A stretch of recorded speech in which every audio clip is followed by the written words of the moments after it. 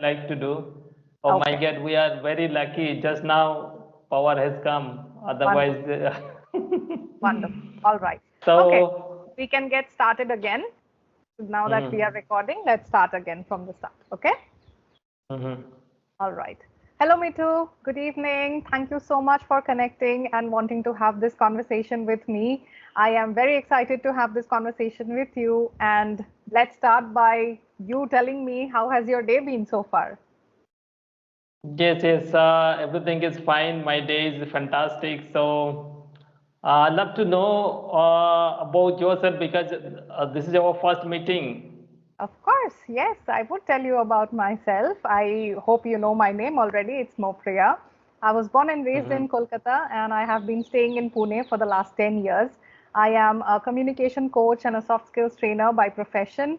And I have a total experience of 11 years where I have worked in the corporate sector.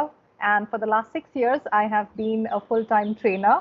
Training is something which is very close to my heart. I really love interacting with people and helping them in whichever ways that I can.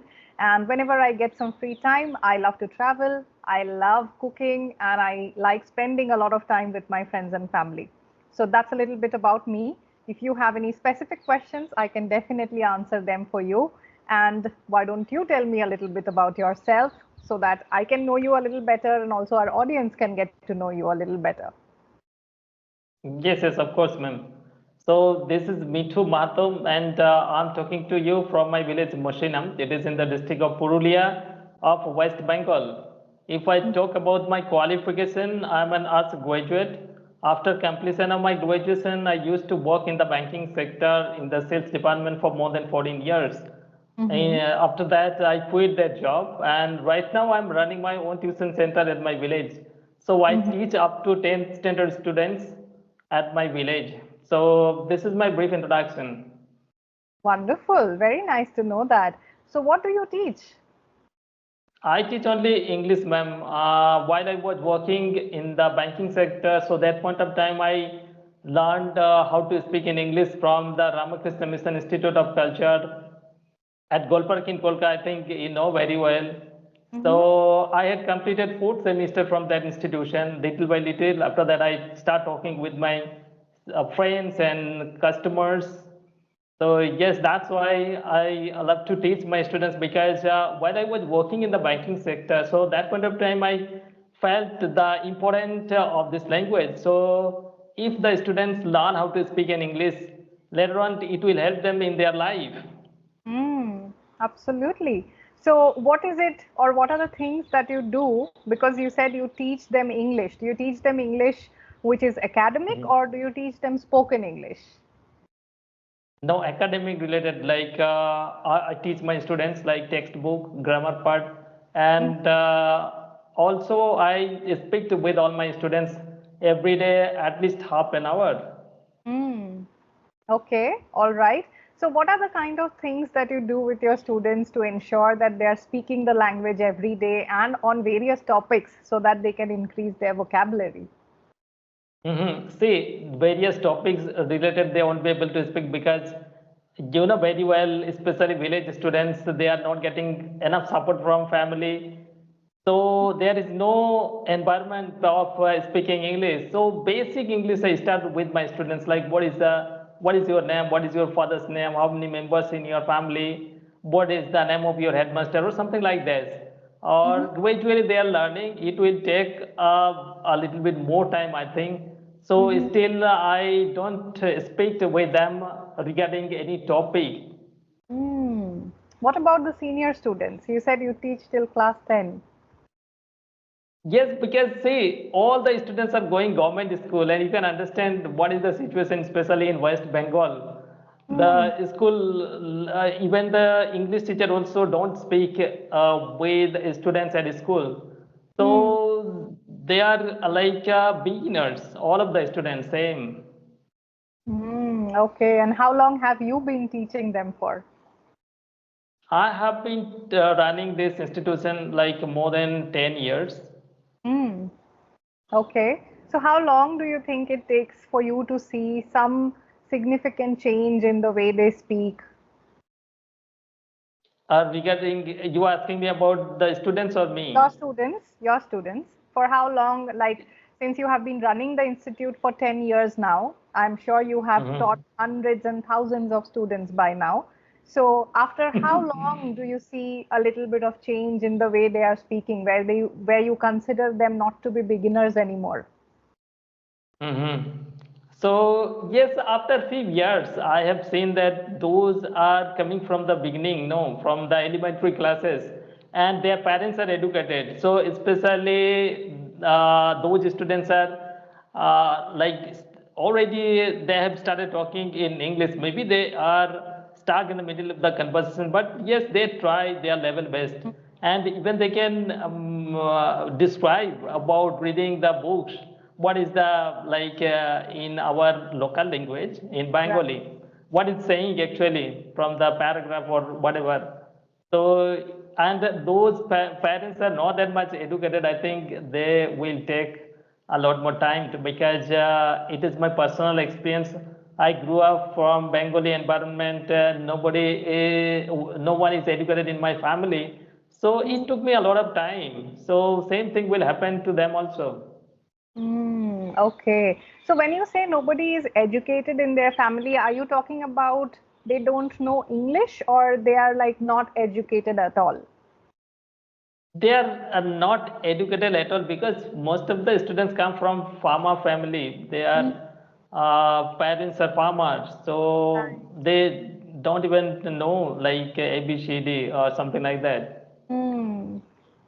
Okay, got it, got it. I think you are doing a wonderful job, me too, and you are trying and helping students in an area where there is, uh, you know, such a lack of English practice. And I think if you do Mhm. more practice with them, if you try new techniques with them, you can see a rapid change. Like it's, we all say that, we don't get that supportive environment, of course, because we are in a country where there are so many diverse languages. English is not our first language. So we have to Mhm. create our own opportunities. So the moment you start enlightening your students, what are the different ways in which they can create environments for themselves? What are the different ways in which they can, start simulating different exercises for themselves? You will start seeing a rapid growth in the way that they are speaking. Yes, yes. Like whatever I have, I try to impart to my Of course. students whatever knowledge I have. Mm, Because see, even some of the students don't know how to read. mm, So I actually mention in Bengali what is the pronunciation of this word or something like that. So they are also ready to work hard, because I show them how I'm talking with the other persons. No, so they are motivated by watching such kind of videos. And I also show them a big dream. Suppose you have a good command about this language and you want to go abroad like America, Australia. So nobody knows what thing will happen in your life. You can go outside of India, you can earn so much money. So they are listening all these things, they are motivated a lot, because at this moment there are lots of application. People can connect with different people mm. across the world. So some of the times I also connect with North American people early in the morning when I try to connect with them. So yes, their videos also I show them that, see, nobody was in my family who support me, despite of that I'm talking with American people. So Right. I'm guiding you. So definitely you are getting a big help. No, so no need to worry about that. Definitely you will speak fluently, and one day you will become rich. Absolutely. And to be very honest, Mitu, nowadays in today's India, you don't need to go to a foreign country where you need to speak English. Even if you want to go to a metro city and do a job, or even if you want to work in a corporate industry or most of the industry, you still need to know English, because it's very important to understand that nobody in India knows all the local languages. So what if you are Yes, working yes. with someone and your colleague is from the southern part of India, or your colleague is from some other sector where they don't know Hindi? Or what if you also don't know Mhm. Hindi? How do you speak to people at Mhm. that point? So there is very important, it's Mhm. very important to have one common language, and English is that language because it can help you in your country and outside your country, both.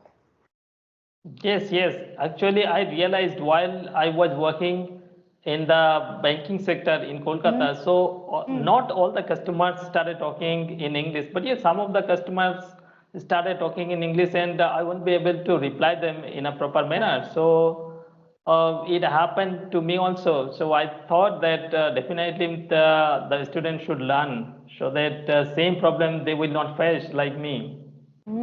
Right, right. So tell me, how was life different in the banking sector and how is it different now? What are the pros and cons of both?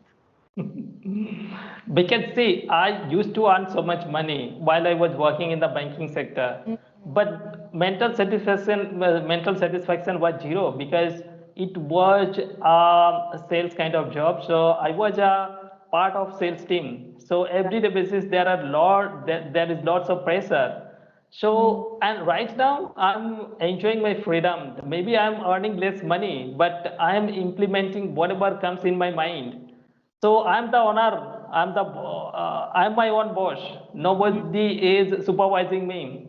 Right. So this life is also good, and that life also it was good because I had learned so many things. Mm. And just because of that job, I learned how to speak in English. I took admission at the Ramakrishna Mission, and now I am teaching my students. So both Wonderful. are very important.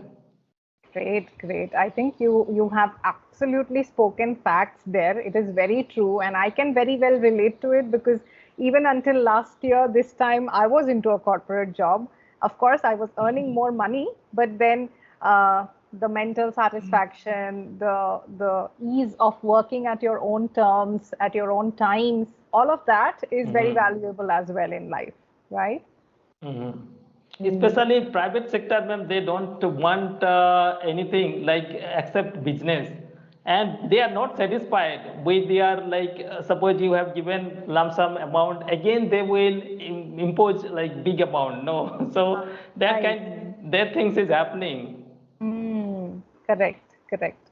Okay. So, Mitu, apart from teaching students, what are your hobbies? What do you like to do when you're free?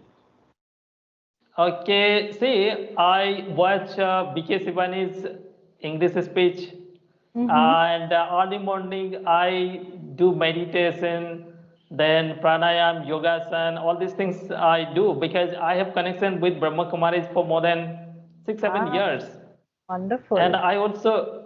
I also teach my students how to connect with God. So they are actually empowering their soul power, and it helps them to memorize and understand everything. Yeah, Mm, like it's a drastic change I have seen their performance, and they are getting most of the marks in English.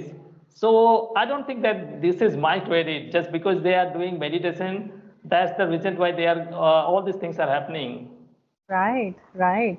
I can definitely agree to that. And I think Brahma Kumaris is an amazing platform to, get some spiritual awakening, some spiritual knowledge. And I have been a big fan of Sister Shivani since I was a kid. Like I remember back when I was in class 6 or 7.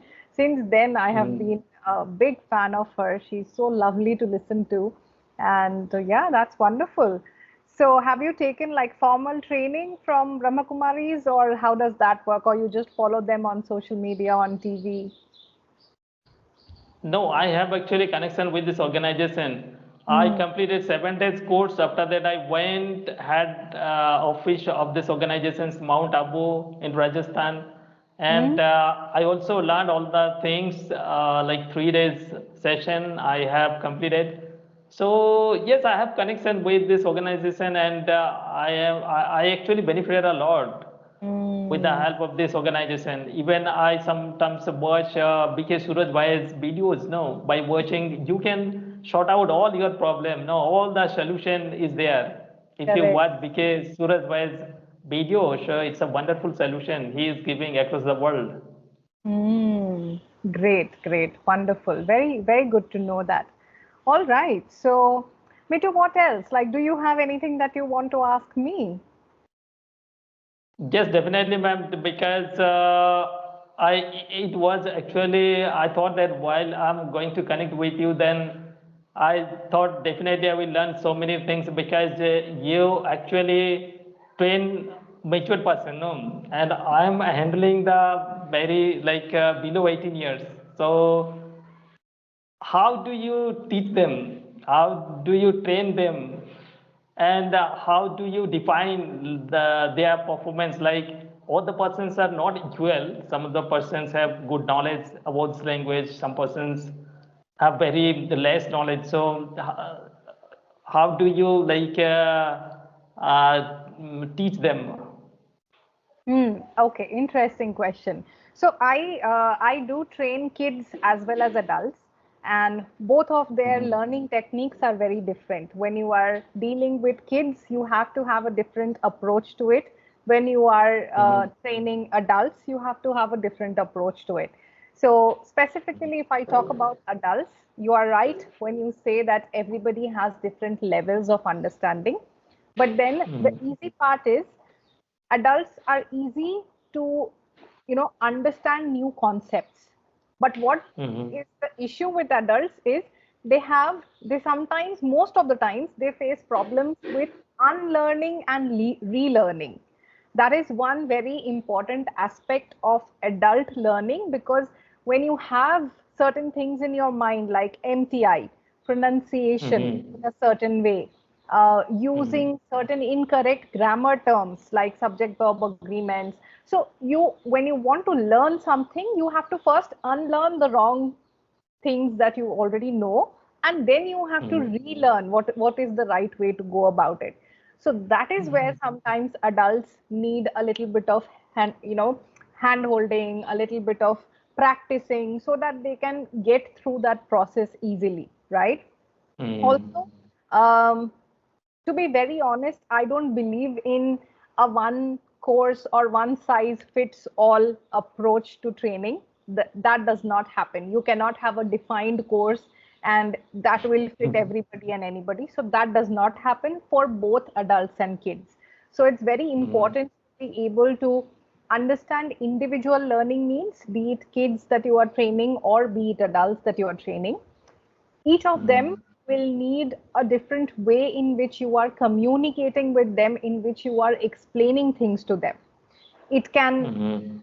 can be similar in multiple ways, but it still has to be personalized because every individual is different. And then Mhm. one very important aspect is building that relationship where your student can trust you, because only when, Mhm. as a trainer or as a coach, your student can have faith in you, that they will be willing to put in the effort. Otherwise, if they feel that, okay, I don't think this is the right way to do it, or I don't think what ma'am is saying is correct, then they will not have that learning mindset to begin with. So Mhm. building that relationship with your student, that becomes the first step of imparting any kind of training to anybody, right? So those are Mhm. the few things that I try to keep in mind, and those are the few things that I try to implement when I am, training anyone, irrespective of Mhm. their. Yes, yes, wonderful. Thank you. Okay, so what do you think?